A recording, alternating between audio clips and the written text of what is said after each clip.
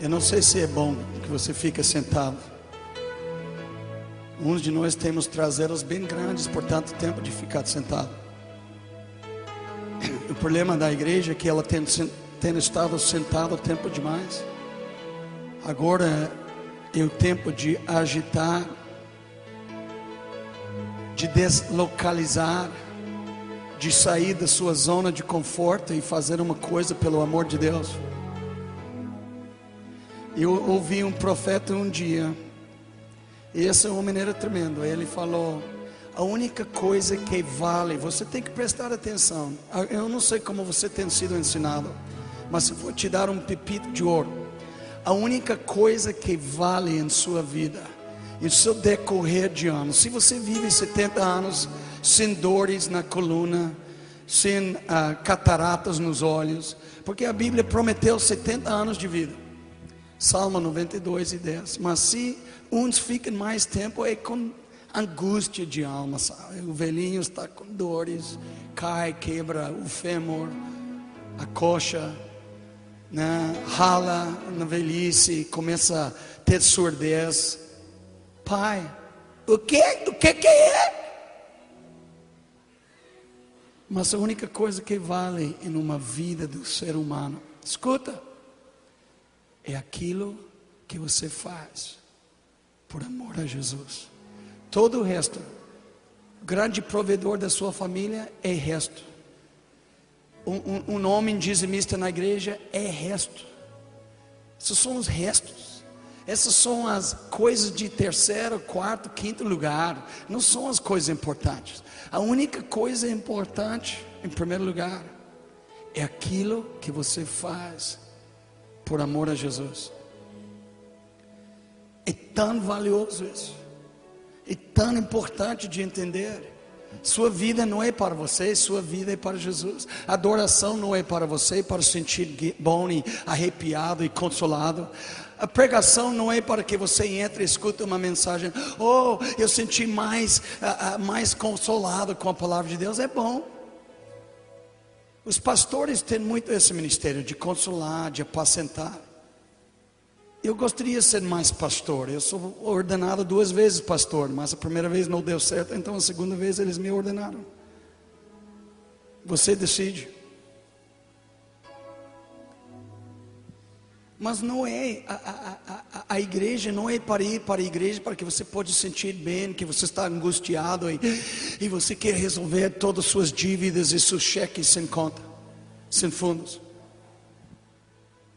Esse é o problema, que nós achamos que é uma coisa para nós, porque nós temos pregadores que falam com você e falam comigo, que você é importante, você tem que ter vitória e conquista, você tem que ter bênção, você precisa ter promessas. Oh cara, por favor. Você sabe de uma coisa? Você precisa ter a alegria do Senhor, a alegria do Senhor. Cara, eu sou uma pessoa alegre, mas sabe de uma coisa? Eu não dou 10%, um tostão para a alegria. Eu estou falando sério, me desculpe. Se você gosta, eu gosto de rir, mas eu choro mais que eu rio. Eu ri ontem. Eu comecei a beber vinho novo, cara, e eu fiquei meio chapado. Eu não consigo ficar todo sério, cara, eu libero. Mas sabe de uma coisa? Eu posso falar uma coisa? Eu não estou aqui neste mundo para mim. E você não está aqui para você. Você está aqui porque Deus quis. Quando você estava no ventre da sua mãe, Ele te formou maravilhosamente. Salmo 139, 14. Você tem os únicos digitais que você tem no mundo, não tem outro como você.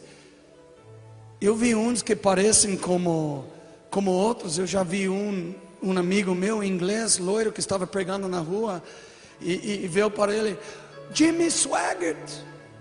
Fala: não, infelizmente eu não sou Jimmy Swaggart. Você pode aparecer como uma pessoa, mas você é totalmente diferente. Não tem outro como você. E Deus te deu uma capacidade de fazer uma coisa pelo amor de Deus. Hoje eu quero trazer uma palavra, porque o Brasil está num dia extremamente crítica, a igreja brasileira ou vai afundar e ser sepultado, ou ela vai levantar. E ela só vai levantar não por causa de promessas de bênção e prosperidade. Eu tenho uma bronca danada com prosperidade. Se você está servindo Jesus para prosperidade, cara, então você está servindo pelo motivo errado. Totalmente errado, cara. As igrejas brasileiras estão cheias porque tem um monte de marqueteiros que estão prometendo que Deus vai te dar um salário melhor. Ou desempregado, Ele vai te dar, você ganha 3 salários mínimos, Ele vai te dar 30. Oh, aleluia, eu vou para aquela igreja, eu quero bênção, bênção. Eu não estou procurando a bênção, eu estou procurando o abençoador. É diferente. Que eu falei aí é totalmente diferente. Eu não dou mínimo para minha felicidade e prazer pessoal, sabe? Mas eu dou muito bola para a alegria de Deus, cara. E de não ser mais uma decepção para Ele, e de não estrupar Ele, e violar Ele, e machucar Ele, e entristecer seu espírito. Eu quero viver para a alegria de Deus. Eu quero viver para colocar um sorriso no seu rosto. Eu quero viver para ser um lenço que Ele usa para enxugar as lágrimas. E Ele vai falar: finalmente eu tenho um filho que está interessado em mim. O problema é que nós temos pessoas interessadas em dinheiro, interessados em uns pastores que querem construir um castelo, um império. E claro, eles são as manda-chuvas. Você pode ver do peito cheio de ar quente. Você sabe quem é o pastor de muitas igrejas, porque é óbvio. Construindo reinos dos homens. Nós temos que voltar para a simplicidade de Jesus, daquela banda de discípulos que Ele chamou. Uma banda que era totalmente arrebentado. Eram pescadores que gastavam a noite toda pescando e voltavam sem apanhar um peixe. Quando Jesus chamou eles, sabe o que eles estavam fazendo? Acertando os redes, porque não tinha nada na vida. Vinde após mim, eu os farei pescadores do homem. Marcos 1:17, Mateus 4:19, doravante serás pescador dos homens. Lucas 5:9. As pessoas, sabe o que eles fizeram? Os discípulos do Senhor, eles ouviram aquele homem de túnica branca com olhos cheios de fogo, cuja voz soava como muitas águas. Ele falou: vinde após mim, eu quero te dar verdadeira razão de vida. Eu quero liberar entusiasmo em seus passos. E ele chegou lá, ele estava montado sobre um cavalo charger branco, lindo para chuchu. Ele falou: você vai vir comigo? Você vai entrar no seu destino. De esquecer da vida, como muitos ensinam. Muito da pregação e ensino hoje nas igrejas só fala e só magnifica o umbigo do homem, falando que você e sua felicidade e prazer e sua prosperidade é mais importante que a felicidade de Deus e o reino de Deus e a vontade de Deus. E eu digo que nós temos homens e mulheres que falam uma palavra que a palavra não é bíblica hoje, que falam de métodos e programas e coisas que são antibíblicos. E o Senhor está sobre o cavalo branco, olhos de fogo, cabelo branco comprido. Pessoas falam: por que você deixou seu cabelo grande? Leia a Bíblia, está lá, Números 6:5. Sansão tinha cabelo comprido, Elias tinha cabelo comprido, Eliseu tinha cabelo comprido, e João Batista era cabeludo. Era um sinal do nazareado. De quê? Consagração a Deus. Pega leve. Pega leve. Cuidado. Não julga.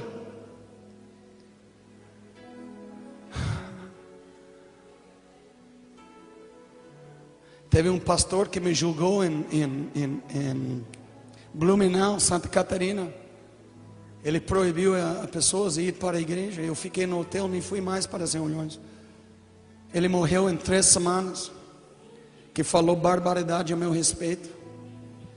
Sabe por quê? Porque ele era um empresário em lugar de ser pastor, como o pastor Fernando. A igreja dele era uma empresa de din-din. Ele ficou ofendido que eu vinha com uma mensagem de simplicidade de voltar para o primeiro amor. O primeiro amor dele era de ter uma mega igreja. O cara morreu com infelicidade em 3 semanas. E sabe qual era o problema dele? Ele falou: esse cara, eu esperava outro tipo de mensagem. Ele veio aqui vivendo uma vida que eu não vivo. Nós temos que ver discípulos e seguidores de Jesus. Eu estou cansado de ouvir: eu sou discípulo do discipulador. Cara, não tem nenhum discipulador que vai te fazer alguém que levanta defuntos do cemitério. Não tem nenhum discipulador no Brasil que libera avivalistas e profetas de linha primeira que estão botando fogo e caindo fogo sobre as cidades, e você sabe que é verdade. Eu trabalhava com um ministério no Brasil, um cara bem famoso, e eu era pregador com ele. O líder, coordenador do ministério dele, falou comigo um dia, falou: Gregório, sabe, eu sempre eu tenho muita admiração por você, porque você não fala indireto, você fala direto. Você sai da periferia, você vai para o centro da cidade. Você fala a verdade. E sabe o que ele falou que eu entristeci? Ele falou: você fala a verdade, mas o povo não está preparado. O povo não quer ouvir verdade. Se você soubesse quantas igrejas que nós visitamos, e os pastores, eu sou o maior pesadelo dos pastores. Parece como pastor? Levanta a mão se você acha que eu pareço como pastor. É minha gravata? Eu não tenho problema com gravata, mas num lugar quente assim, eu respeito meu irmão. Eu vi ele aqui com gravata, cara, eu acho que ele tem muito respeito por Deus. Mas respeito por Deus não é só no vestimento. Eu acho que você não deve entrar com uma camiseta, manga regata, todo suado, acabando de retificar o motor do seu carro, todo sujo e fedorento, não. Mas cara, Brasil é tropical. E eu acho muito difícil, sabe? Você vai lá em Manaus, 53 graus, rachando, e tem certos irmãos de uma grande igreja lá, que andam de gravata preta e terno preto, 2 horas da tarde, evangelizando, andando com Bíblia debaixo da... E sabe que o morador fala: cara, esse povo é doido. Eles vão infartar de tanto suor. Eles vão ficar desatratados. Eles vão sofrer um derrame, com certeza, que não é normal. Então hoje eu quero trazer uns momentos de sossego. Eu quero trazer um pouquinho, se você soubesse que Deus tem no coração dele. Você nunca viu um pregador como Richard Cameron, coração de leão? Não. O Brasil nunca viu um pregador aqui assim. Eu me lembro que era o garoto de propaganda evangélico, que era aquele pastor carioca, na verdade nasceu em Manaus. Eu gostava muito dele. Todo mundo chamava ele profeta, mas não era, porque todo mundo curtia ele e gostava dele. Você escuta que muitos cantores são profetas, mas todo mundo compra os CDs dele. Eles não são profetas. Sabe o que nós temos? O Brasil está cheio de um monte, seu próprio pastor falou sexta-feira à noite, de pessoas bonitinhas demais. E hoje não é um tempo de ser bonitinho, cara. O inferno é real, almas são perdidas, a igreja está desviada, e nós ficamos contentando com nossos cultos. Hoje em dia vai ter, domingo de manhã, 120 mil sermões pregados. 3.000 sermões pregados em todo o território brasileiro e muito mais. Mas não vai ter 3.000 convertidos em todas essas 3.000 igrejas. Quando Pedro pregou, 3.000 se converteu na primeira pregação, na segunda pregação, mais 5.000, Atos 4 foram adicionados à igreja, porque quando ele falava, algo rolou. Atos 2, 38 e 39, a palavra dele não era vitória, meus irmãos, a palavra era: vocês precisam acertar sua vida. Jesus veio aqui e nós maltratamos ele, e nós não recebemos ele, e esse é pecado. Arrependei-vos, porque o reino de Deus está próximo. Ele pregou arrependimento. Por isso Pedro negou o Senhor 3 vezes antes que o galo cantou a primeira vez. Pedro que falou: Senhor, se todo mundo te nega, eu jamais vou te negar. Ele falou: cara, Satanás quer te peneirar, bicho. Mas Jesus sabia. Sabe o que ele fez com Pedro? O cara que estava no maior dilema da sua vida. Como que ele poderia negar Jesus depois de andar 3 anos com o mestre, de comer todas as refeições, de orar com ele, de ouvir ele, de ver ele fazendo milagres, sinais e prodígios, pregando palavras que eram tão lindas que o mundo jamais ouviu? Ele negou Jesus, cara. Ele estava num buraco. Negou Jesus 3 vezes. Sabe o que Deus fez com ele? Marcos 16, 7. Fala para os discípulos e Pedro. Oh, cara, que carinho. Fala para os discípulos que eu vou para o Monte Galileia. Não. Fala para os discípulos e Pedro, porque Deus nunca abriu mão de Pedro, bocão. Pedro que a maior parte do tempo, quando abria sua boca, trocava as mãos pelos pés, os pés pelas mãos, e colocava sua bota na boca. Diz aos discípulos que eu vou para o Monte Galileia. Os discípulos e Pedro. Você lembra que ele estava tão frustrado, após de 3 anos, Pedro falou: eu vou voltar a pescar, cara. Ele lembrou Lucas 5, 1 a 11, quando Jesus apareceu e falou: deixa-me usar esse barquinho, porque eles estão me atropelando aqui. Umas pessoas vão morrer por causa da multidão que está chegando, correndo, pulando em cima de todos, que estão desesperados, que estão com fome para ouvir aquilo que eu tenho que dizer. E Pedro pegou e remou seu barquinho uns metros longe da praia de areia, mar de Galileia, e Jesus começou a falar. Depois que ele pregou, todo mundo ficou maravilhado. Ele falou: lança suas redes. Ele falou: Senhor, você é mestre, você é Rabone, você prega, você é teólogo. Eu sou um pescador, não? Eu te juro que a noite inteira nós pescamos e não apanhamos nenhum peixe. Lança suas redes, eu vou te obedecer. Lançou as redes. Primeira vez, o dia que ele foi chamado, e eles puxavam 153 peixes. Ele chamou os filhos de trovão, João e Tiago: vem e ajuda. E os 2 barcos quase fundaram por causa do peso dos grandes peixes. Você sabe que um pescador, muitos são mentirosos. Você já viu? Cara, eu estava pescando e eu peguei um bicho que era tonelada, e na verdade era um peixinho assim.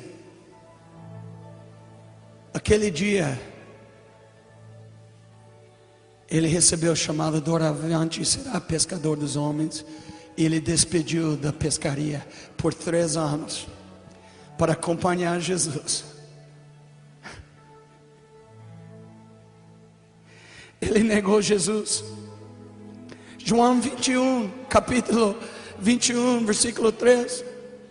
Ele estava um dia desanimadíssimo, que negou o Senhor. O Senhor foi crucificado, a história feliz dele acabou. Ele falou para os discípulos: eu vou pescar, então nós vamos contigo. Ele voltou para pescar. Ele voltou para aquilo que ele fazia 3 anos antes, porque sua vida era uma derrota, era um fracasso federal. Ele decepcionou Jesus. E quando eles estavam pescando, eles viram um homem de branco lá, que tinha uma fogueira, que estava lá grelhando peixe. João, o amado, que conhecia intimamente, falou para Pedro: é o Senhor. Sabe o que Pedro fez? Ele queria ser restaurado, cara. Ele estava com saudades de Jesus. Ele pulou dentro da água e nadou até lá. Quando os discípulos estavam remando os barcos, Pedro estava nadando. Ele saiu da água. Era um homem forte, com certeza. Ele não tinha o corpo físico que os outros. E quando ele chegou lá, Jesus falou para ele quantas vezes? 3. Pedro negou ele 3 vezes. E Jesus falou: Pedro, me amas mais que estes? João 21:15 em diante. Pedro, me amas mais que isto? Pedro, me amas mais que estes? Apacentar minhas ovelhas. Não é linda a história? E aí nós temos a história de um homem que negou Jesus, um homem que foi uma decepção.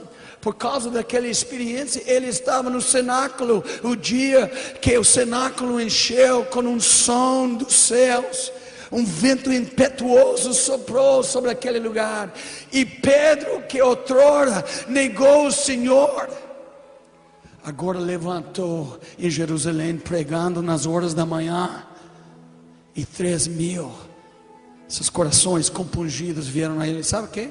O homem foi transformado em homem valente, que era um fracasso.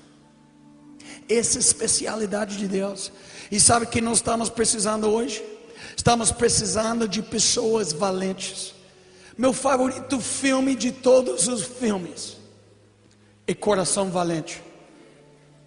Aliás, Mel Gibson só faz filmes de alto nível, que ele tem um compromisso com a igreja católica. Coração Valente, quando eu vi os trailers, eu falei: Deus, eu vou. Sabe por quê? Porque na igreja do Senhor eu não vi nenhum herói, eu não vi nenhum valente, eu só vi um monte de franzinhos e moleirões e babacas. Deus muito tempo atrás falou comigo: corre com cavalos, voa com águias e anda com gigantes. Eu falei: Deus, eu quero andar com gigantes. Eu sou apenas um pigmeu. Após de muitos anos procurando homens e mulheres poderosos em Deus, eu cheguei diante de Deus e falei: Deus, não tem gigantes na terra, não. Não tem pessoas assim. Onde estão os heróis? Onde estão as heroínas? Onde estão aqueles que deram sua vida? Onde são aqueles que estão a fim de obedecer a Deus e sua palavra, em lugar de viver numa vida acomodada, numa casa bonitinha, com uma garagem, com uma fusquinha estacionada na garagem? Eu vou te falar uma coisa: essa igreja, como todas as igrejas do mundo inteiro neste momento, talvez China não, Coreia do Sul definitivamente não. Vocês estão vivendo para ter uma vida mais próspera, e você sabe que é verdade. Todo mundo quer uma coisa melhor, todo mundo quer uma vida melhor, todo mundo quer ser bem sucedido, nada mal. Mas Deus o tempo todo está chamando você para ser um herói, uma heroína, de marcar a geração, de fazer uma diferença. Eu me lembro do Coração Valente. Um monte de escoceses, sabe que a Escócia estava dobrado diante de Inglaterra. A rainha mandava, eles davam pensão, eles davam tributo para os ingleses. E os escoceses um dia chegavam lá naquele campo de Bannockburn, 1314. Eles estavam lá, homens que só tinham lanças de galhos de árvore. Eles não tinham flechas, eles não tinham nada de armas bélicas. Eles estavam olhando um exército enorme, milhares de flecheiros. E os velhos anciãos dos escoceses: vamos voltar para casa, vamos voltar, cara. Esse exército dos ingleses é muito grande, vamos voltar. Eles estavam virando as costas quando Mel Gibson entrou, montado sobre um cavalo. Seu rosto era pintado azul e branco do equipe de Grêmio do futebol. Ele tinha a sua espada grande. E quando ele chegou lá, era como um Bernardinho, um técnico de vôlei, falando para aqueles sem vergonhas, aqueles que faltavam coragem, aqueles que não tinham raça e garra. Ele começou a cavalo, estava lá, e cavalo que era muito agitado. Ele estava falando: e aí, eu te chamo para ser um escocês. Você tem que parar de dobrar diante dessa nação. Se você corre comigo e entra nessa batalha, provavelmente você vai morrer, mas todo mundo vai saber que você é um escocês. No campo de Bannockburn, os escoceses começavam a gritar: hey! Um levantou a saia, mostrando a nádega, e tomou uma flecha no bumbum. Sabe o que isso significa? Quando você levanta assim e faz assim, é que você pensa: cara, chega de você, eu estou a fim de comprar uma briga. Cara, que herói. Eles começavam a gritar. Em Bannockburn, eles guerrearam como poetas escoceses e ganharam sua liberdade para sempre. Sabe o que aconteceu com Sir William Wallace, coração valente? Ele foi ungido, separado para ser chamado Sir Lord William Wallace, porque o único escocês que levantou era um homem. Essa é verídica, essa é uma lenda, uma história verídica. Existia um homem chamado Sir William Wallace. Que herói que a Escócia tem. E sabe o que? Eu vi ele. Eu vi que o filme veio, sabe por quê? Veio para a igreja do Senhor, que estava morrendo de uma vida morna, uma vida sem desafio, uma vida sem visão. Eu sou uma pessoa que testemunha aqui. Eu vi um filme do Hollywood que me inspirou mais que 10 mil sermões e 40 mil cultos que eu tenho assistido. Sabe por quê? Porque era uma pessoa real, um valente pela verdade. A Bíblia está cheia desses valentes. A Bíblia está cheia dessas pessoas. A história está cheia dessas pessoas. Talvez você não conheça. Zwingli era um reformador suíço. Ele falou: quanto à verdade, não podemos abandoná-la, mesmo que isso implique que na perda da nossa vida, pois não vivemos para esta geração e não para servir aos príncipes, mas não estamos aqui para servir o Senhor, ponto final. Leonard Ravenhill falou: os homens poderão destruir o corpo de um profeta, mas nunca destruir o profeta. Você sabe que Jonas era um cara muito dinâmico. Ele recebeu um chamado para ir para Nínive, uma cidade que era horroroso, só tinha bandido, assassino e homicídio. É como entrar numa favela, Cidade de Deus, ou Rocinha do Rio, ou Rato Molhado, São Gonçalo. E sabe de uma coisa? Ele falou: Deus está me chamando para Nínive. E ele correu. Sabe por que ele correu? Ele entrou no barco indo para a Espanha. Eles lançavam ele dentro do mar, aquele peixe, baleia, ou um tubarão branco grande, não sei, mas um grande peixe, deve ser grande, porque engoliu ele. Depois de uns dias, 3 dias na barriga da baleia, ele caiu, vomitou esse profeta. Porque profeta desobediente é amarga pra caramba. O próprio peixe não aguenta o sabor de uma pessoa desobediente, insubmisso a Deus. Você veja a barriga de muitos baleias e tal, eles comem lata, eles comem capotas que caem na praia, plástico e tal, mas esse profeta era mais amargo que essas coisas. E quando ele chegou lá, estava arrependido. Senhor, eu vou.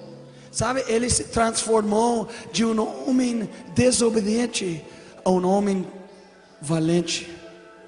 E sabe que Deus deu a ele uma mensagem: vá para Nínive. Mas Senhor, a história de Nínive é o seguinte, que aqueles reis e líderes da cidade, eles têm o costume de descascar os judeus. Eu sou judeu, eu não posso esconder, meu nariz é de tucano e eu sou judeu mesmo, né? E ele falou: Deus, mas eu já ouvi das histórias, eles descascam os israelitas e botam eles, pendurando eles na praça pública, e são devorados pelos bichos, cachorros, formigas, e morrem aí na praça. Então você tem que entender que Jonas correu fora, fugiu dessa tarefa, porque falou: cara, você é mais um israelita torrado, mas eu vou, Senhor. E ele era tão valente pela verdade, ele dedicou a vida dele, e ele começou a chegar lá. Ele chegou lá, e sabe qual era a mensagem dele? 7 palavras: ainda 40 dias e Nínive será subvertido. Em outras palavras, seria uma mensagem assim: você está entrando na favela Rocinha e tem um monte de meninos da boca de tráfico com metralhador, e você fala: negócio é o seguinte, cara, você vai torrar, bicho, você vai torrar. Você faria isso? Mesma coisa.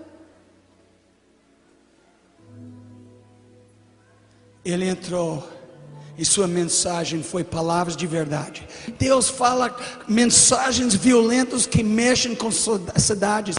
Será, Deus, que uma cidade inteira pode converter em um dia? Será que uma família inteira pode converter em um dia? Deus, será que uma nação pode converter em um dia? Eu digo sim, sim, se tiver uma pessoa valente pela verdade. E a verdade foi dita. E quando ele andava na entrada da cidade, 3 dias ele anunciava: 40 dias, ainda 40 dias, e vocês vão torrar. Você não fala isso para um homem agressivo, um assassino. E as pessoas caíram no chão. Historiadores falaram que era o maior dia no planeta, onde 120 mil pessoas se converteram. Sabe por quê? Um valente da verdade levou apenas a verdade, e a verdade é poderosíssima. A verdade mexe, a verdade faz coisas, a verdade é totalmente tremenda. Deixe um homem ou uma mulher ser ungidíssimo por Deus, e essa pessoa vai mudar o planeta Terra. O problema é que nós temos muitos homens. Eu cansei de falar: nós temos um homem de Deus. Se eu sou um homem de Deus, tem que ter fogo caindo dos céus, caindo sobre aquele pastor que está me chamando homem de Deus, cara. Eu não chamo ninguém homem de Deus, eu não conheço a vida do bicho. Como é que vai? A mulher de Deus está aqui, e a cantora canta umas músicas e leva 10 mil reais no bolso. Que mulher de Deus? Quando chamava Elias de homem de Deus, ele falou: se eu sou homem de Deus, fogo desce dos céus. E sabe o que rolou? Fogo desceu e consumiu os soldados e o capitão dos soldados. Eles morreram torrados aí. Mandou mais uns 100 soldados com o capitão. E de novo: se eu sou homem de Deus, então Deus responde com fogo.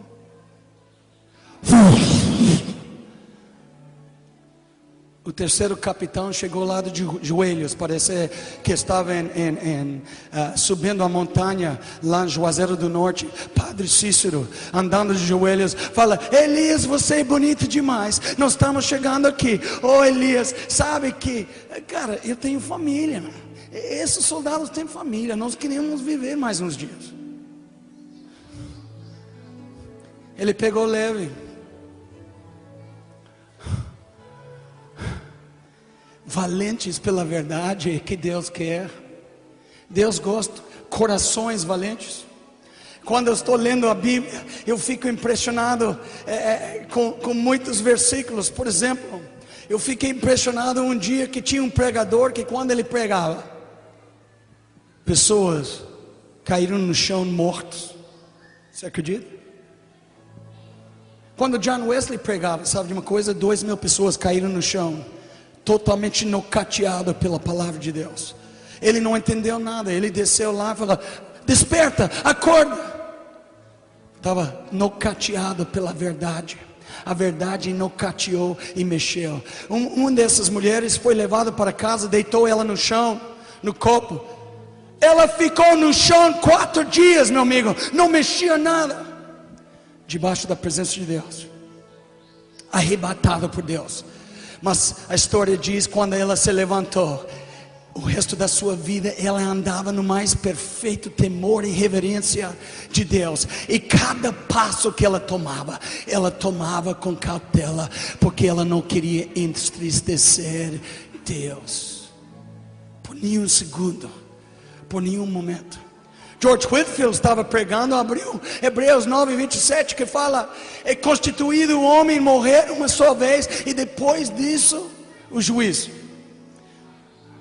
Ele levantou e falou: eu quero anunciar o texto hoje, um ar livre, 25.000 pessoas. Tinha um evangelista, William Grimshaw de Irlanda, que era chamado o John Wesley de Irlanda, evangelista de mão cheia. Quando ele anunciava o texto, um homem no extremo periferia da multidão gritou: ah! Grimshaw correu até ele e viu que o homem estava morto. Ele falou: Whitefield, tem um homem dentro da terra e os céus. Whitefield anunciou a palavra mais uma vez. É constituído que o homem morre apenas uma só vez, e depois disso é o juízo. Ah! Do outro lado da multidão, Grimshaw, evangelista de fogo de Irlanda, correu lá. Tem mais um que está dentro da terra do céu. Samuel Logan Bringle, que era um pregador do exército de salvação, ele estudava avivamento, ele estudava esses homens e mulheres que eram diferentes. Ele falava dessas pessoas, sabe? Eles tinham unção no púlpito e ação no banco. Quando eles pregavam, pessoas começavam a deslizar no chão e clamar e chorar e arrepender e rir, entregar, se dedicar. E nós acostumamos com pregadores que são com homens e mulheres que são muito bonitinhos. Samuel Logan Bringle falou assim: homens acostumavam cair no chão como se fosse cefado numa batalha, debaixo da ministração dos irmãos Wesley, George Whitefield, Charles Finney e outros. Sempre terá seus olhos abertos para as coisas espirituais, corações sendo quebrantados e as consciências sendo compungidos. O Espírito de Deus, sob a mensagem dos valentes da verdade, cheio do Espírito, virá sobre a congregação como um vento. Cabeças vão curvar, olhos vão ficar machados de lágrimas. E os corações quebrantaram debaixo do poder de convicção. John Wesley era um pregador tão violento, que um homem tão valente, que salvou Grã-Bretanha da Revolução Francesa, um banho de sangue. Eles falaram por causa do avivamento wesleyano. Um dia um lorde que tinha um castelo no campo perto de uma aldeia, que ele gastava férias no verão lá. O homem mais rico da região, fazendeiro, parlamentário. Ele entrou numa mercearia para comprar uma bebida alcoólica, e o dono do estabelecimento falou: oh, meu amigo, nós não temos Skin Cariol, nós não temos Brahma, nós não temos Antártica Paixão Nacional, nós não temos Boa Ideia 51. Amigo, você sabe quem eu sou? Você conhece o castelo, a maior casa nessa região? É minha. Eu sou um lorde e eu quero uma bebida agora. Agora, entendeu? Ele falou: não leva mal, mas nós não temos bebida. Faz mais que 100 anos, a lei azul. Tem estados americanos no sul que tem a lei azul que você não pode beber domingo, cara, você vai para a cadeia. A igreja do Senhor tem uma voz lá em Carolina do Sul, Carolina do Norte. Se você quer achar um Skin Cariol domingo de manhã na loja de conveniência, esquece que eles não vendem. Porque a lei azul fala: bebida alcoólica não é consumido em esse estado. Domingo é o dia do Senhor. Ele fala: o Senhor faz, Lorde, com todo respeito, faz 100 anos que um baixinho de 1,49 m passou aqui com um cavalo pregando. E seu nome era John Wesley. E depois que ele passou aqui, nunca mais vendia bebida alcoólica. Você é um valente pela verdade. Eu conheço o nome de um grande evangelista que era um jogador do beisebol, das ligas maiores de beisebol lá na América. Seu nome era Billy Sunday, ele era beberrão, ele era um homem rápido, conhecidíssimo, um homem famoso em seu esporte, em sua modalidade. E um dia ele estava na rua, totalmente bêbado. Ele viu um pregador simples em um bairro dos barzinhos, a missão do Jardim Pacífico. E o cara pregava e ele estava lá fora e começou a chorar. Ele não sabia o que estava acontecendo. Ele entrou na missão e se converteu e se tornou o maior evangelista do dia. E sabe qual era a sua maior bronca?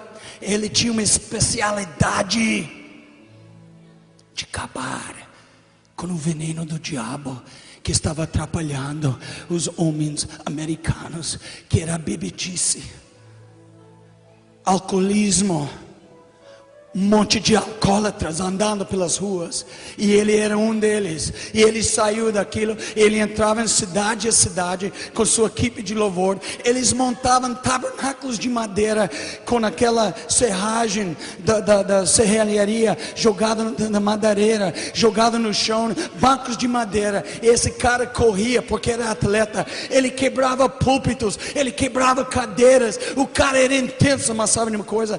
Quando Billy Sunday pregou em uma cidade, quando Billy Sunday visitava um povoado, sabe o que aconteceu? Não tinha mais bebedice. Os barzinhos tinham que fechar o negócio. Os donos de destilarias de pinga tinham que fechar, porque não tinha mais freguês. Porque Billy Sunday chamou isso de veneno do diabo.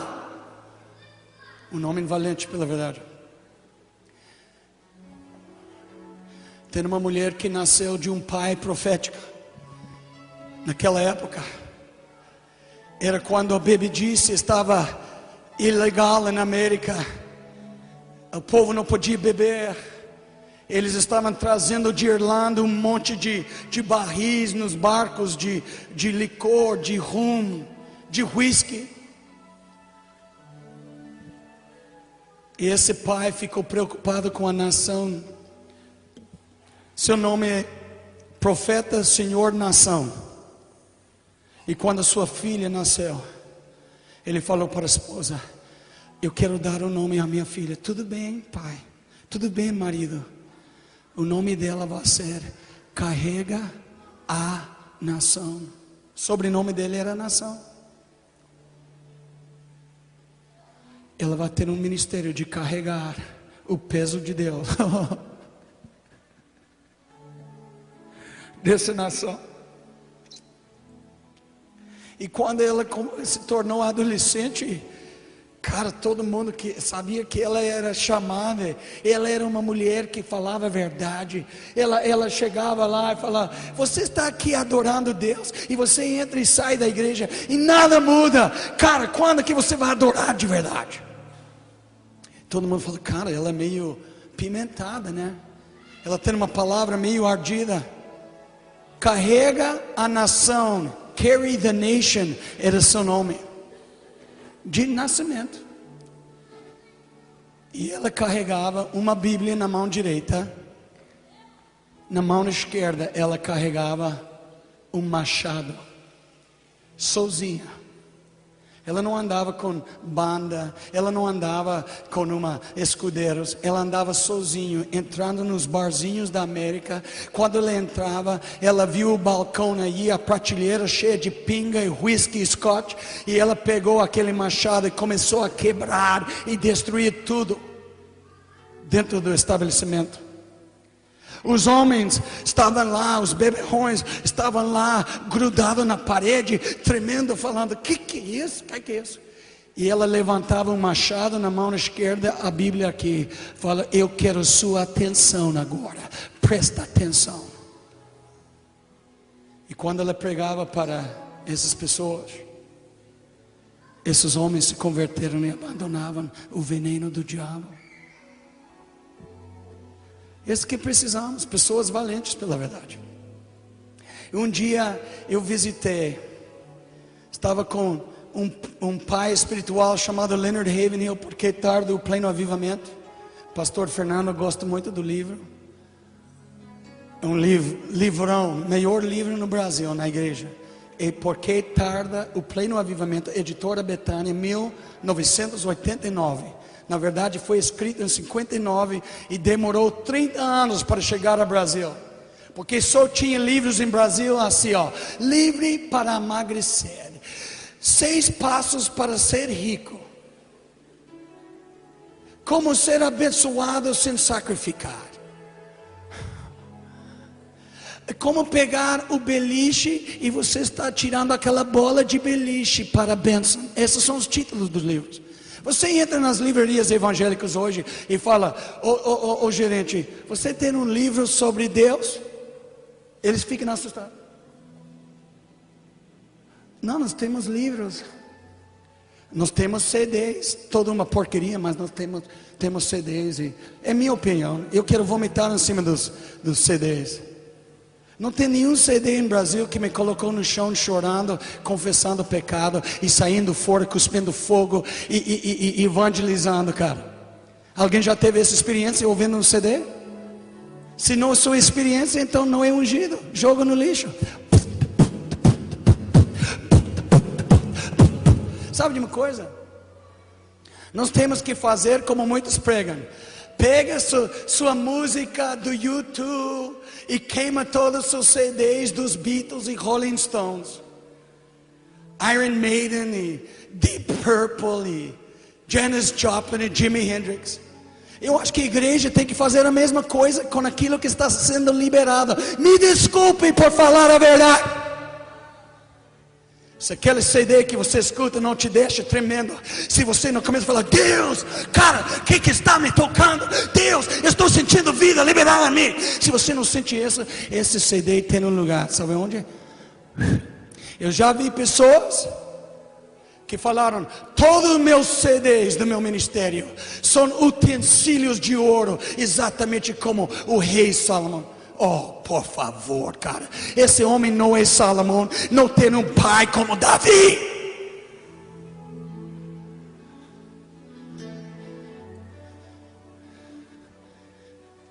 Eu escuto uns CDs, eu quero morrer.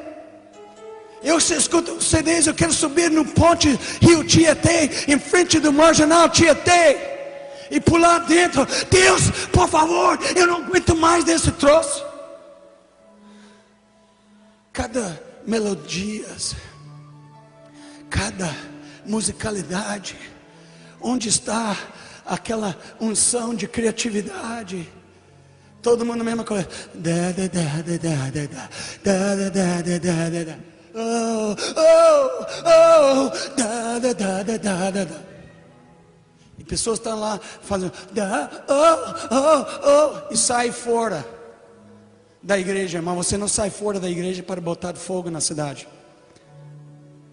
Você sai fora para comer um cachorro quente em frente da igreja e bater papo. Quando a verdade vem através de valentes da verdade, todo mundo fica calado. Não é momento de bater papo. E o carioca de Rio de Janeiro não leva mal, dinâmico demais. Mas vocês falam muito. Falam muito. O carioca é muito abençoado quando falar. Mas sabe de uma coisa? Palavras, cara. Palavras são vazias. E nós temos homens e mulheres que falam muitas palavras. Só que é uma diferença. As palavras não são palavras de peso. Está me entendendo? Nós temos muitos ministros de louvor que ministram louvor, mas não tem um pingo de majestade. Eu já viajei com os mais famosos. Sabe onde os músicos estão? Nariz empinado. Estão lá enchendo a cara com pão de queijo e Coca-Cola 2 minutos antes da ministração. E nós ficamos aí. Oh, oh, oh. Aquele que faz a obra do Senhor relaxadamente, Jeremias 48:10, é maldito. Nós temos que vigiar e zelar pelas coisas do Senhor. Valentes pela verdade. Um dia, quando eu estava com Leonard Ravenhill, ele começou a falar de outro menino que era Keith Green. Keith Green era poderoso, cara. Keith Green não era puxa-saco. Keith Green não se vendia. Keith Green, quando ele tocava o piano, ele ministrava e todo mundo saiu das reuniões, milhares de pessoas caladinhos, assustados. Os jornais principais da América falavam desse homem. Ele fez um CD que falou: esse CD vai ser o CD que mais circula em toda a igreja do Senhor da América, no mundo de inglês. Bill Maxwell, o produtor, fala: cara, você está doido, rapaz, você está orgulhoso demais. Não, porque eu vou dar o CD de graça, exatamente como o Brasil, né? CDs de graça. Os caras fazem uma tiragem de CDs. E eu tenho uma bronca com isso. Eu conheço o valor do CD. Se faz uma tiragem grande, custa R$1 ou R$2 máximo. Com os melhores produtores, melhores estúdios alugados. E vende o CD por R$15 a R$19. Ser muito ungido é R$20.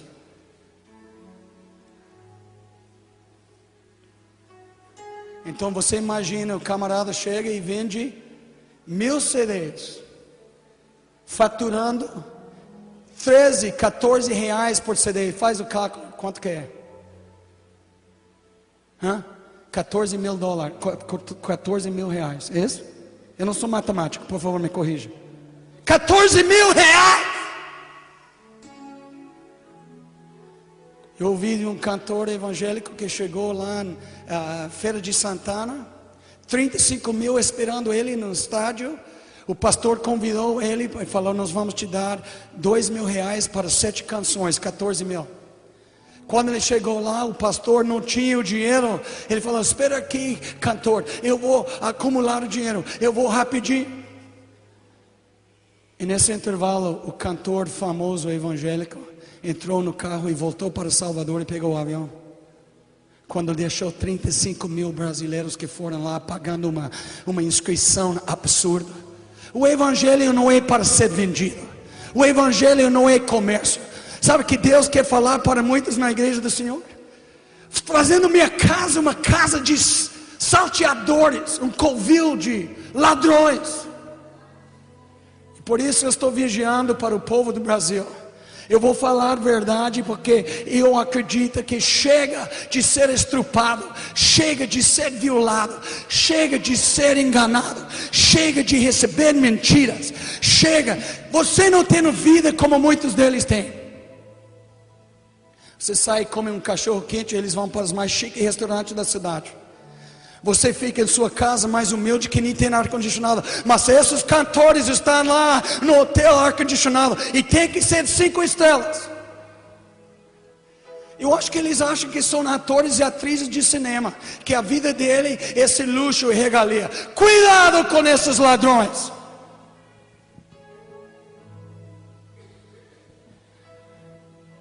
E essas são coisas que eu sei que não são fáceis de engolir, mas tem que me engolir.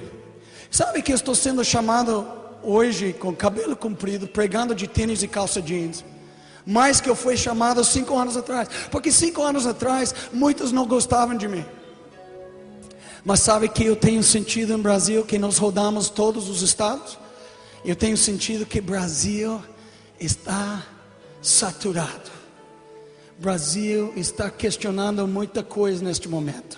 As preciosas ovelhas da igreja, pastor, eles não estão engolindo esse papo furado. Muitos chegam lá, pagam uma inscrição, vejam o fantástico ídolo da nação cantando ou pregando, e você fala: cara, eu não entendo, eu trabalho 60 horas por semana, ganhando meu din-din. E esses caras vêm aqui, e sabe que é a maior tristeza? Hoje em dia nós pagamos os cantores mais que os pregadores de justiça. Se você quer ganhar dinheiro no evangelho no Brasil, seja um cantor evangélico, cara. Que você vá, quem sabe, ser revelado. Quem sabe, copiar uma canção de um cantor americano e libera isso em português. E todo mundo vai falar: oh, eu quero esse CD.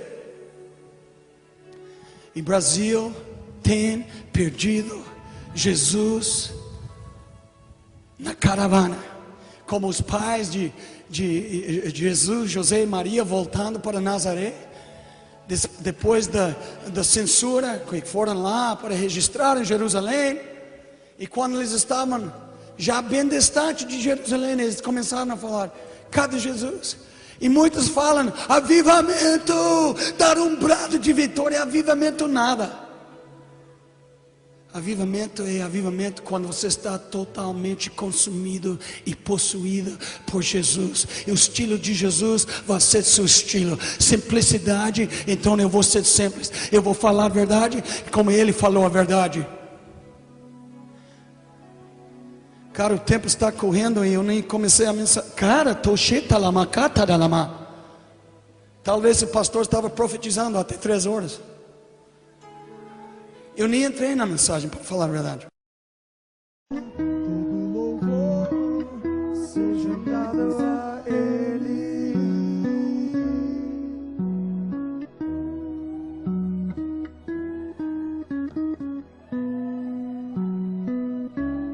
Seja dado somente a Ti, Senhor. Seja dado a Ele.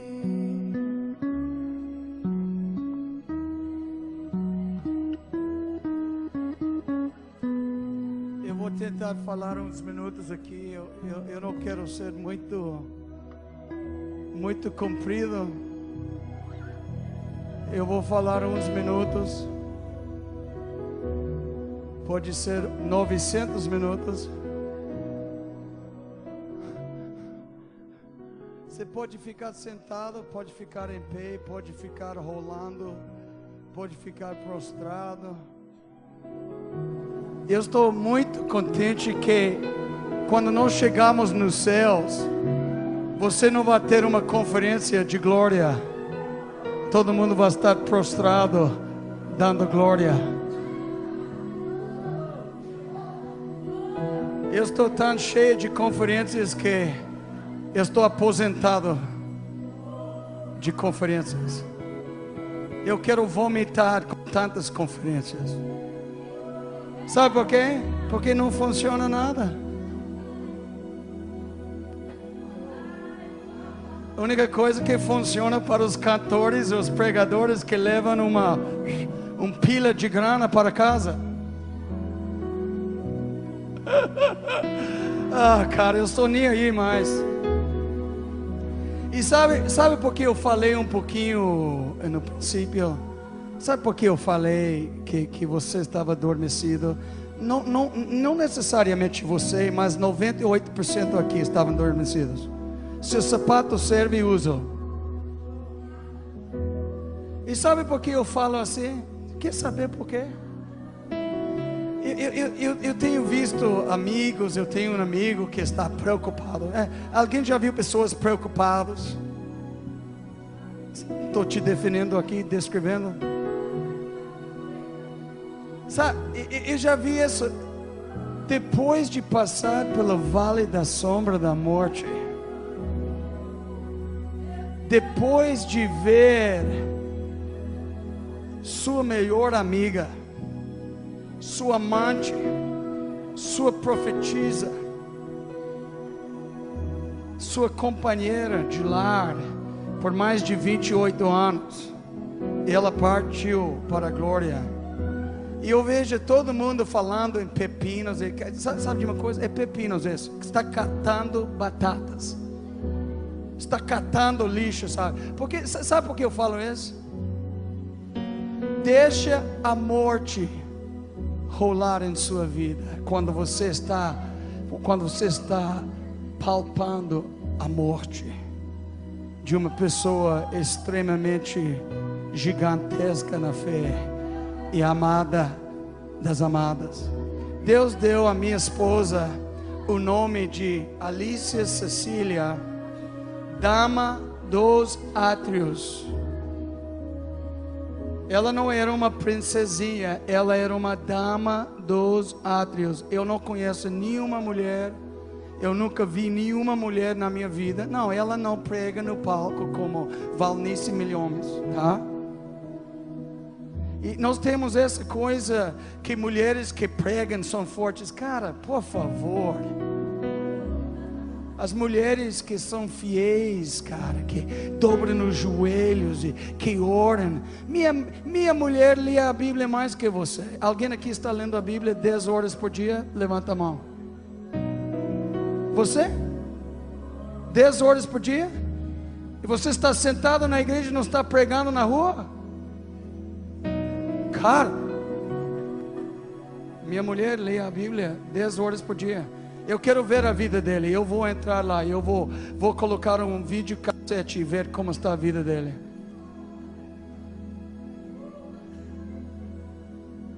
Então, quando você na luz da morte de uma pessoa amada, eu posso falar uma coisa?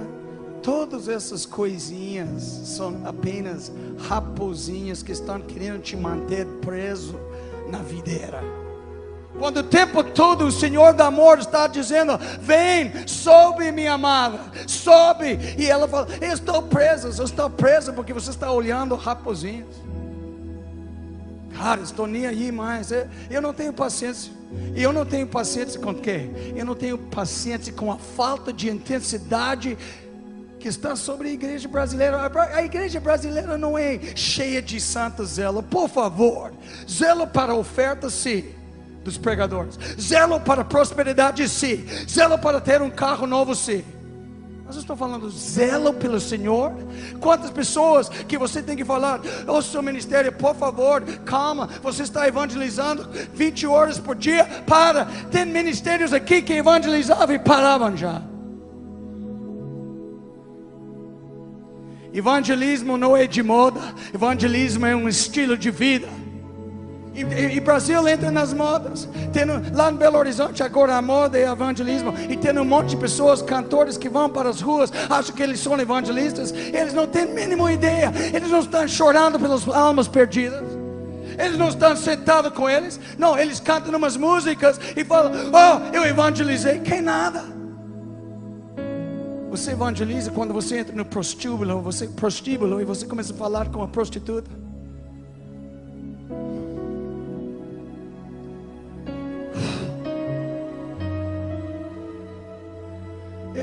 Eu estou.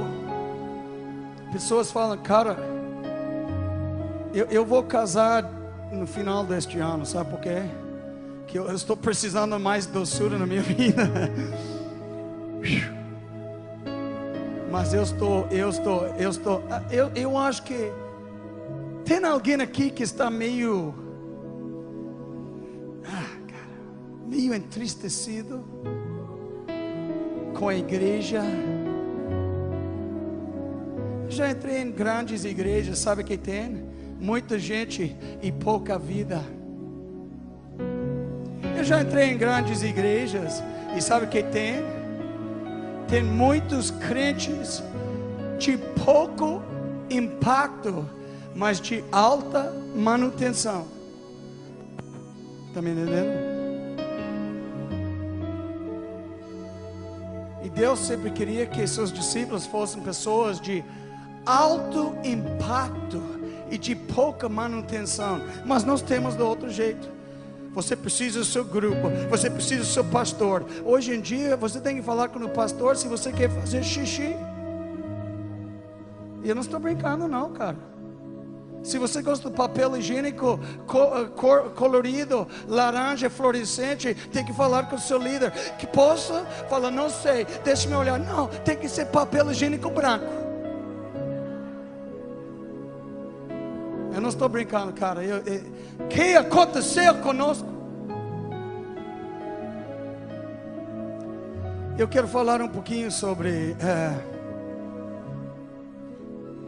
verdade, sabe? É porque a maioria de vocês são jovens e Lucia e eu sou, então Dalmo é um jovem e tal. Então essa pertence para nós hoje. Mas houve um profeta um dia, eu estava visitando. Esse profeta morreu em 28, Keith Green. E eu estava visitando a casa, a última visita que eu tinha com meu pai e mentor, Leonard Havenhill. Eu gastei 3 horas e meia com ele e foi maravilhoso. Ele estava prestes a partir para a glória. E quando eu estava com ele, ele me olhou e falou: cara, eu conheci um rapazinho. Esse rapazinho era o mais puro que eu conhecia. Eu nunca vi um menino com um caráter piedoso tanto como Keith Green. Piedoso é quando você tem um coração voltado para Deus. Quando você anda pelas ruas e pessoas começam a lembrar de Deus simplesmente porque você anda e não fala. Nós falamos e pessoas falam, você fala, cara, é um papagaio. Mas pessoas com piedade, que são piedosos quando eles andam, eles não têm que falar, porque todo mundo começa a lembrar de Deus, pensar em Deus, simplesmente porque o sujeito é cheio de Deus. Ele falou isso sobre Keith Green, falou, eu nunca vi um rapaz tão puro. E eu lembrei da vida dele. Ele estava morando com a namorada, morou com ela por 2 anos. Ele chegou a um ponto onde ele começou a ler a Bíblia. Ele viu que eu não posso viver em fornicação. Ele falou, Melody, nós vamos dormir na mesma cama, mas eu não vou te tocar, eu não vou fazer nada. Que isso, Keith? Você se pirou? Não. Eu vou ser puro. E nós vamos casar o dia 25 de dezembro, em honra do Senhor Jesus Cristo. Ele nunca mais tocou ela, nunca mais fez uma coisa que não deveria fazer, embora deitava na mesma cama com ela. Impressionante. Mas esse Leonard Havenhill, ele colocou a mão sobre mim. Ele falou, e sabe, Gregório, esse cara era um amante da verdade. Essas palavras foram gravadas no meu espírito. Essas palavras eu acho que são as palavras mais importantes que um ser humano pode ter. Podemos ser grandes amantes de Deus, podemos ser grandes pessoas apaixonadas por Deus, mas também quando você é um grande amante de verdade. Impressionante. Anos atrás eu estava numa escola e nós desenhamos o formato da nação brasileira, 27 estados. Eu já preguei em todos os estados, graças a Deus. E nós colocamos Bíblias e Deus começou a falar conosco que Brasil pode está na véspera de tornar uma poderosa nação evangélica do mundo. Estava na véspera. Mas presta atenção. E nós estávamos lá, e nós pegamos nossas Bíblias abertas e cobrimos todo o formato da nação brasileira. E todo mundo ficou com uma sensação de, meu Deus, porque o Brasil tem 40 milhões de crentes. Que grande. 40 milhões de crentes. No cenáculo tinha 120 pessoas que desceram do cenáculo o dia de Pentecoste e transtornaram o mundo em seus dias. Atos 17:6. E com 40 milhões, eu acho que hoje o Brasil deve ter 3 milhões de ministérios e nenhum está transformando. Nenhum ministério está transformando o Brasil. Me desculpe se ofendeu sua vaca sagrada. Nenhum ministério está transformando o Brasil. O Brasil está no mesmo nível ou pior de corrupção.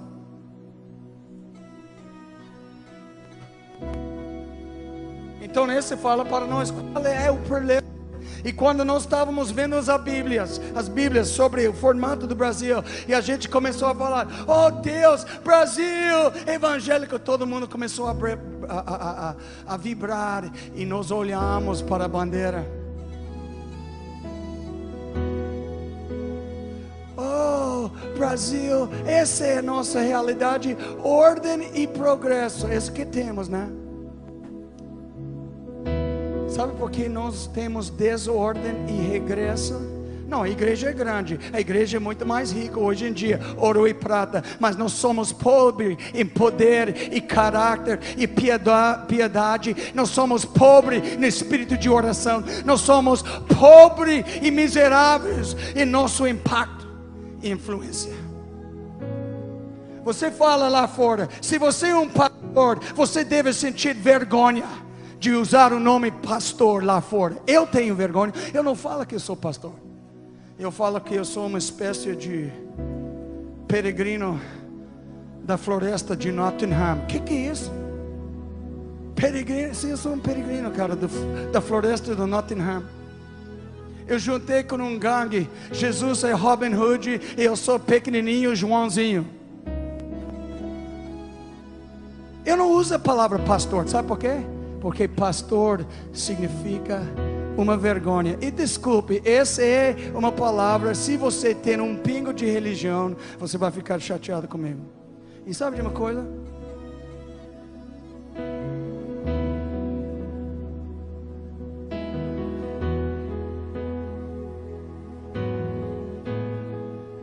Porque é sério o negócio. E aquele dia, quando nós estávamos lá, vendo a Bíblia, pensando no Brasil, nós vimos a bandeira. Eu comecei a chorar. Eu falei para mais de 200 jovens lá. Eu falei, sabe de uma coisa? Nós, aqui em Brasil, nós não acolhemos o amor pela verdade. Segundo de Tessalonicenses 2:10. Brasil até hoje não acolheu um amor tremendo pela verdade. E como meu pai espiritual sempre falava, ele fala, como a nação vai, e nada menos e nada mais como a igreja está indo. E o que tem no Brasil? CPI dos Correios, CPI do Mensalão, sanguessuga, que são 22 pessoas e vários pastores. Tem um homem que é chamado bispo, que está encarcerado neste momento.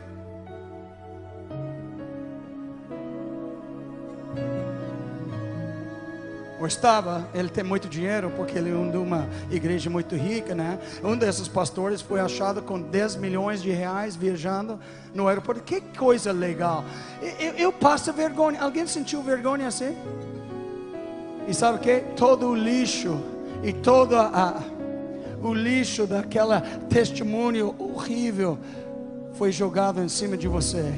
E você pode ser sincero, honesto, servindo o Senhor, mas você faz parte daquela igreja, ele junta todo mundo na mesma coisa.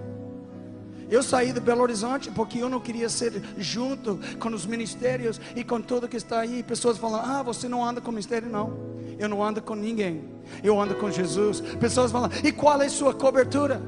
Sangue de Jesus Cristo, tá? Sangue de Jesus Cristo está me cobrindo, me lavou, me purificou, e Ele sabe muito bem. Eu tenho meus olhos em meu pastor, que é Jesus.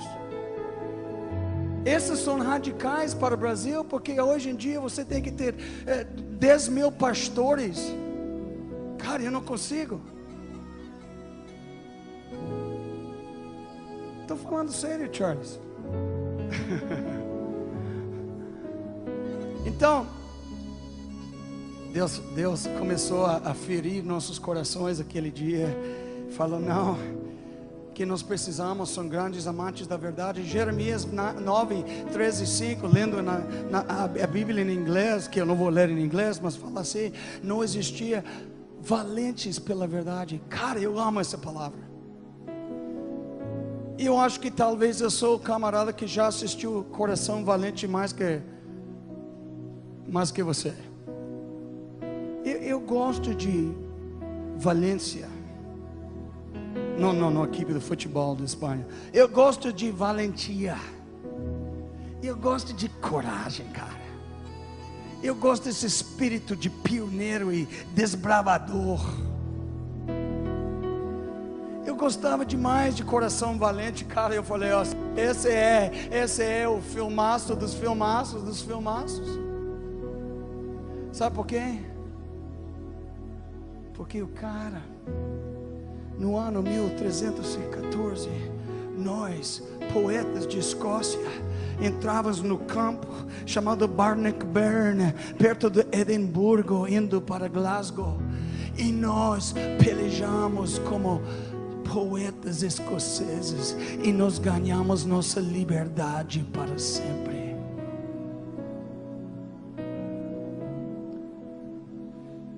Pela verdade, valente pela verdade você é. Quão grande é seu amor pela verdade? Eu vou te falar quão grande é seu amor pela verdade. Quanto tempo que você lê as sagradas letras diariamente? Quão importante que a Bíblia tem um papel na sua vida? Você pega a sua Bíblia quando você vai para a igreja, ou você com umas donos da casa que coloca a Bíblia aberta, o Salmo 91, para expulsar espíritos mais. Eu não sei o que é essa Bíblia aberta, ninguém lê, nem sabe o que Salmo 91 fala.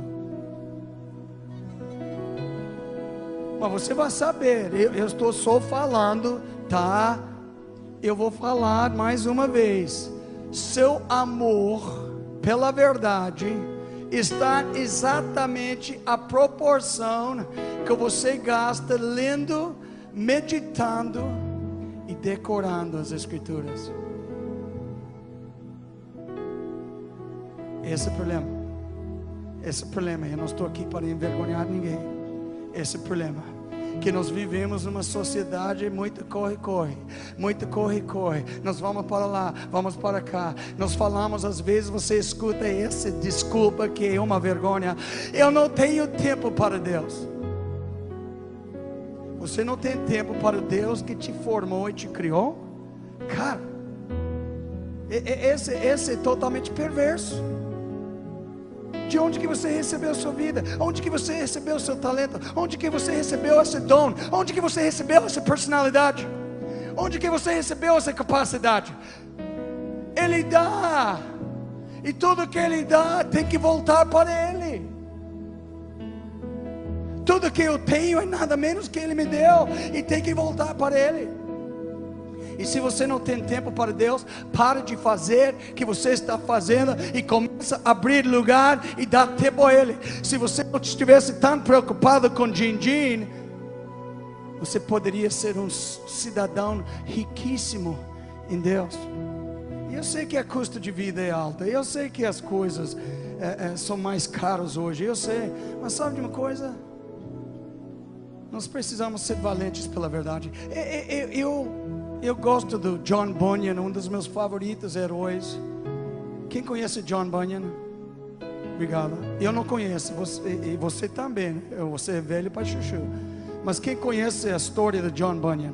O melhor livro que ele escreveu era chamado O Sacrifício Agradável, do Salmo 51. Ele falou, esse foi meu melhor livro. Sabe onde ele escreveu o livro? Com 50 e poucos anos na prisão. Um homem quase analfabeto, só sabia ler a Bíblia.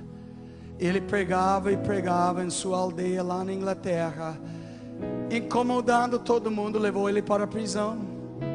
Eles gostavam muito do John Bunyan, ele era um homem precioso. E sabe o que eles falaram? Querida, esposa do John, nós vamos mandar ele para casa, só fala para ele, não prega mais. Ela fala, não manda John para casa, manter ele na cela, porque se ele saísse, ele vai fazer o que ele sempre fazia. Ele prega a verdade, portador da verdade. Ele escreveu um livro que é o mais vendido livro na história, só perde para a Bíblia, traduzido em diversos idiomas, O Peregrino. Quem conhece o livro? Se lembra da história? Tem um camarada chamado Cristão. Ele estava morando na cidade de destruição. O potestade era chamado Apolião. E quando ele morava lá na cidade, ele encontrou uma Bíblia. Ele começou a ler a Bíblia, ele reconheceu que ele estava na cidade de destruição, e ele queria sair fora, porque na Bíblia ele recebeu a verdade sobre uma nova cidade, a Nova Jerusalém, cidade celestial. E um dia ele subiu no morro, estava lá na colina, debaixo das árvores. Ele tinha a Bíblia aberta e ele estava lendo a Bíblia. Ele estava chorando e chorando e chorando muito. E um outro camarada chega lá, um camarada alegre. Seu nome era Evangelista. Evangelista chegou lá e falou, o que você está lendo? Oh cara, eu estou lendo a realidade do nosso estado como moradores da cidade de destruição, que nós vamos morrer, nós estamos desqualificados, nós vamos ser destruídos. Mas eu sei que existe um caminho para a cidade celestial, e eu quero ir para a Nova Jerusalém. Ele falou, meu nome é Evangelista, olhe para mim, olha aí. Ele apontou para uma porta chamada a Porta da Salvação. Jesus é a porta da salvação. E aquele cristão levantou, ele começou a caminhar. Ele fala, você passa pela porta da salvação e você vai encontrar com um caminho que te leva para a cidade de Jerusalém. Primeira coisa que ele entrou num lamaçal, cara, um campo de lodo, estava quase se matando. Mais tarde ele entrou numa casa de armas, onde ele recebeu mais armas bélicas para continuar, onde ele recebeu uma espada, a palavra de Deus, de 2 gumes. Interessante que ele usou essa espada. Assim diz o Senhor, quando Apolião, o diabo estava lutando com ele, ele enfiou a espada e ganhou sua vitória para sempre. E na viagem para lá, ele passou por muitas pessoas interessantes. Mas um dia, peregrino, cristão, chegou numa praça, ele viu um alvoroço, ele não entendeu nada. Eles estavam carregando um homem, colocando ele na forca para enforcar ele. Aquele dia enforcaram aquele homem. E cristão ficou lá vendo aquele cenário. Ele falou, o que ele fez de errado? Ele anunciou a verdade. E o povo não quer ouvir a verdade, porque a verdade dói. Nós queremos mamadeira, amigo. Nós queremos que alguém passe a mão e fale que somos maravilhosos, quando na verdade nós precisamos ouvir verdade. Ele ficou impressionado quando aquele camarada falou: cara, morreu porque ele anunciava a verdade. Qual era o seu nome mesmo? Quer ouvir? O nome daquele camarada era Valente pela Verdade. Valente pela Verdade. Valente pela Verdade. Eu estava falando ontem na noite e perdeu o meu pensamento, porque eu estava falando da igreja do Brasil e a igreja da China. Eu tenho uma amiga chamada Lin Yi. Ela trouxe um DVD da China. A igreja do Brasil está falando de conquista, e uma igreja grande, e muitas riquezas, e muitas bênçãos, e vitória. Sempre tem que ter a conquista e vitória, a blá blá blá hoje da igreja. E vitória é uma vida de grana. Conquista não é conquistar a cidade, conquistar as almas perdidas. Conquista é isso, meu amigo. E eu falei outro dia que às vezes eu vejo pastores que, infelizmente, têm soberba. Infelizmente, têm orgulho. E aí eu vou para a China, eu estou vendo um DVD, e aí tem os pastores aí. Qual é seu nome? Meu nome é Pastor Yang Jun. Yang Jun é Yang Jun. Tá pegando o nome via tradução. E pode falar um pouquinho da sua vida?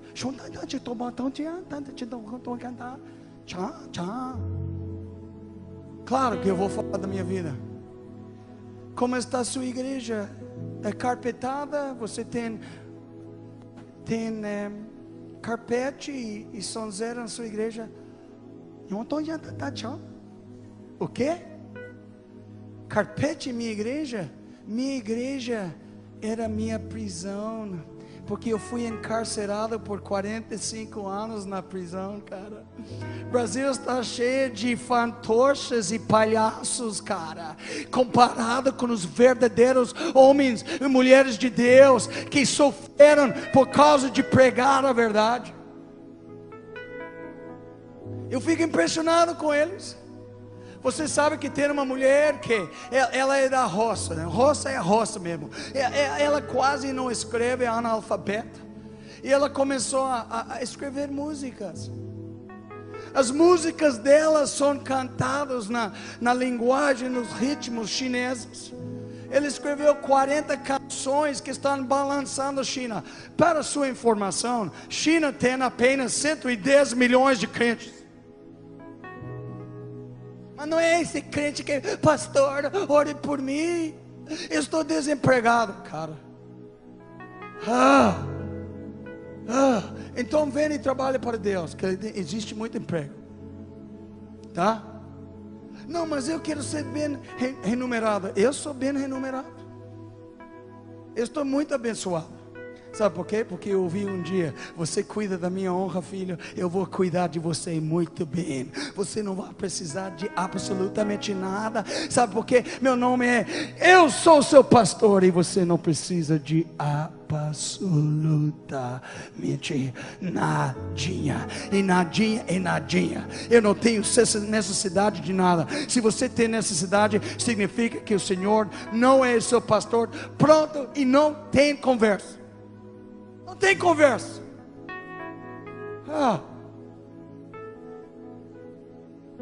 Cara,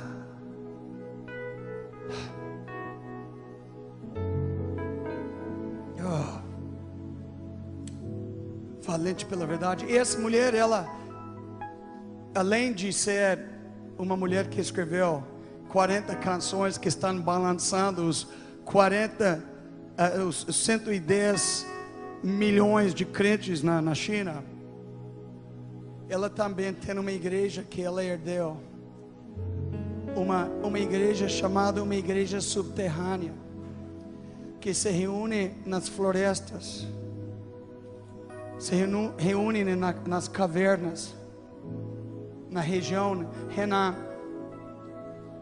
E com 17 anos ela recebeu uma igreja espalhada de mais de 5 mil pessoas na sua igreja. E um dia ela foi levada preso por causa da Operação Pérola, onde o irmão André levou 1 milhão de Bíblias para os queridos. Está vendo? Os queridos, está ouvindo? Os queridos chineses. O chinês daria sua vida para ter uma Bíblia.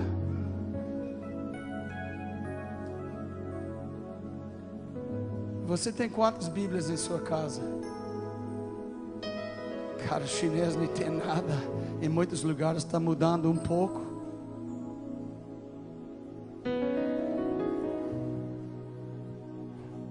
Ela foi levada preso e solta, e preso e solta, preso e solta. E sabe uma coisa? Um dia ela estava na prisão e ela foi levada presa pelas canções de louvor que ela estava liberando. A igreja chinesa.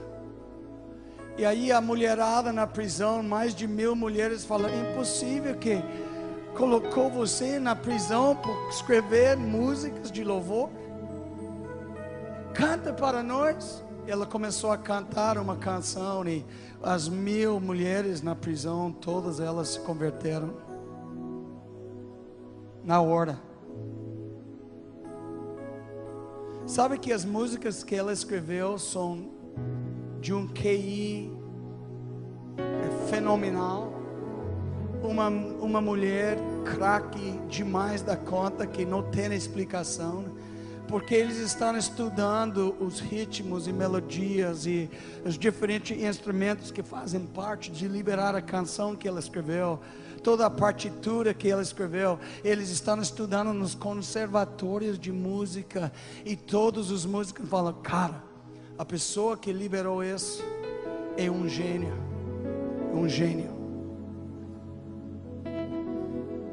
E eu estava lendo de como, quando a Bíblia chega nas mãos de um chinês, cara, eles falam: Shontaia, está cheio da Bíblia. Shontaia, está Shontaia. Eu posso falar assim porque eu estou andando muito com os orientais hoje em dia. Shontaia, está cheio. Você está me dizendo que essa é a palavra de Deus que eu tenho ouvido desse fabuloso livro? É. Você está dizendo que eu tenho minha própria cópia? Cara, sabe o que acontece? Eles caem no chão, né, e choram por horas.